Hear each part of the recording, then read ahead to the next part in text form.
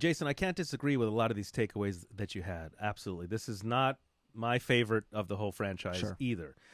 So I latched onto a few things. One was the relationship between Miyagi and Julie through the grandparents, through Julie's father, and then how that then circles back around to Daniel. So even though we feel Daniel was slighted and dismissed in this movie and marginalized, if you will, he's still there in spirit. He's connected. Now Julie's a part of that Miyagi universe. So I focused on that.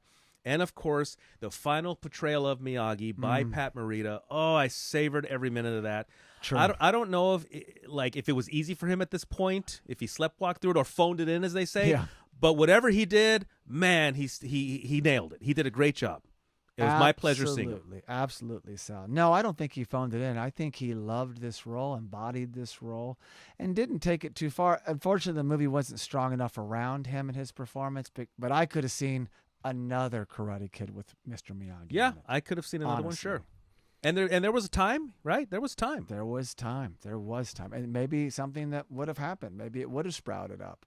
Another one with this storyline or another. He's back in Canoga Park, Reseda, the Valley. We don't know. And we'll never know. But he also lives on in Cobra Kai. Yeah. He truly does. And in action figure form. Yes, he does. The showrunners will never let that die.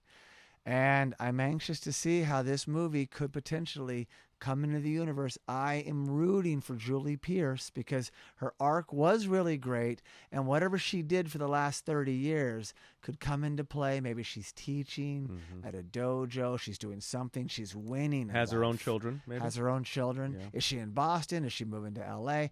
I want to see it. I'm fascinated because they're not restricted like they were with Elizabeth Shue.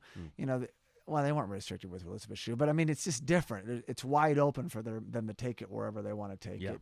And I'd love to see it. So here's to that. But Sal, we did it. Here's to us also being back in studio. Yeah. How amazing was this? Yeah. Thanks for joining us on this very special. I mean, this was a very special, like all things combined. Yeah. A very special episode. So thanks everybody for watching and listening. Absolutely. So unlock your confidence and always use the right tools for the job with Manscaped. And get 20% off and free shipping with the code cobrakai at manscaped.com. So thank you so much for listening. And please be sure to subscribe to the Let's Talk Cobra Kai podcast, as well as the Let's Talk Cobra Kai YouTube live channel.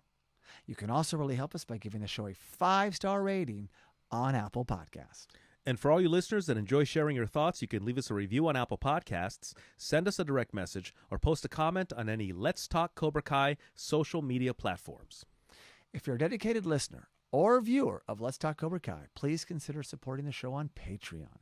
We also highly recommend checking out our other podcasts and visiting justcuriousmedia.com. Here it is, Jason. Uh-oh, show me. No mercy.